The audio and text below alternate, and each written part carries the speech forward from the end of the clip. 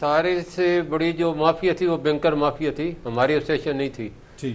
وہ میں آپ کو بتاتا چلوں, جولائی میں آپ ریٹ دے لیں, ہم نے 270 کیا, انٹر بینک کا 272 تھا. ڈار صاحب سے میری بات ہوئی, ہم نے بڑی محنت کر کے, آج فلائٹیں چل رہی تھی اور میں نے کہا جی آج فلائٹیں جو ہی ختم ہوگی ریٹ کم ہوگا, لیکن اس کو آپ بینکوں کو پکڑ لیں, یہ بہت بڑے سٹے ہیں, بعض ہیں, ان کو خلاف آپ کوئی ایکشن نہیں لے رہے. انہوں نے وعدہ کیا جی بالکل ہم ان کو خلاف ایکشن لیں گے, لیکن 2 دن بھی نہیں گزرے اور انہوں نے $30 کو نثار صاحب بیٹھے ہیں 285 کیا, پھر 290 بڑھاتے بڑھاتے 308 تک لے گئے.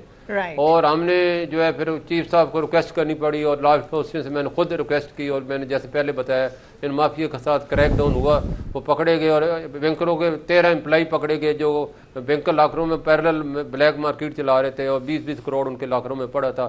اپریٹ بھی وہ خود کر رہے تھے. فیصلہ آباد میں بینکر 5 ارب لوگوں کو ٹیکہ لگا کے غائب ہو گیا, پورے ایک بینک بنایا ہوا تھا. سب سے بڑی کرپشن کا جو جڑ ہے وہ بینک ہے, اور پوری لوگوں کو فیسلٹیٹ کرتے ہیں. 9,000 ارب روپے جو میں آؤٹ آف بک پڑا ہے, اور یہ سب سے بڑی مافیا ہے. میں کہتا ہوں نان فائلر والا سسٹم ہی ختم ہو جائے, سب فائلر ہونے چاہیے. نان فائلر کا مطلب ہے کہ آپ بلیک منی کو رستہ دیں. آپ رستہ کیوں دیں گے؟ ڈائریکٹ ٹیکس لگائیں, اور انڈائریکٹ جتنے بھی ٹیکس ہے یہ سارے کا سارا یا تو FBR کے اہلکاروں میں جاتا ہے, یا وہ جو 2 نمبر بک چلا رہے ہیں ان میں جاتا ہے. اچھا ملک یہ صاحب جب ایک تک بات کرپشن بتائیں, ختم نہ ہوگی پاکستان ترقی نہیں کرے. ایک بات بتائیں, ڈالر 250 پہ جائے گا کہ نہیں جائے گا؟ ہاں یہ بڑا امپورٹنٹ کوسچن ہے.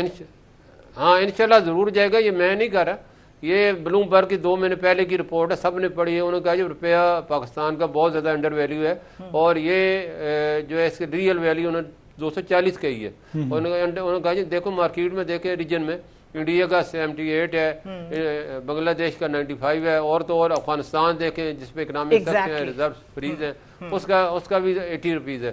تو ہم نے کون سا گناہ کیا؟ ہمارا گناہ یہی ہے کہ ہم اپنے روپے میں انویسٹمنٹ نہیں کرتے, اس کی قدر نہیں کرتے. تو لوگ کیوں قدر کریں؟ ہم اس کو خود گراتے ہیں. ہم کو جب پاکستان میں انویسٹمنٹ نہیں کریں گے ملک صاحب, ڈار صاحب نے بھی ہمیں کہا تھا کہ میں 200 تک لے کے آؤں گا, وہ کیا وجہ بنی؟ ڈار صاحب کیوں نہیں کنٹرول کر سکے؟ اور آپ لوگوں نے, ان کے کانفیڈنس کی وجہ کیا تھی؟ آپ لوگوں نے تعاون نہیں کیا ان کے ساتھ؟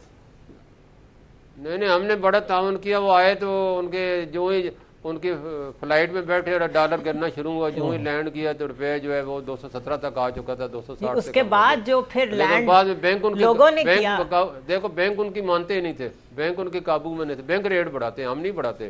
اب بینکوں نے ریٹ کیا, گرانا شروع کیا. دیکھو ہمارا ریٹ تو بینکوں سے کم ہو گیا.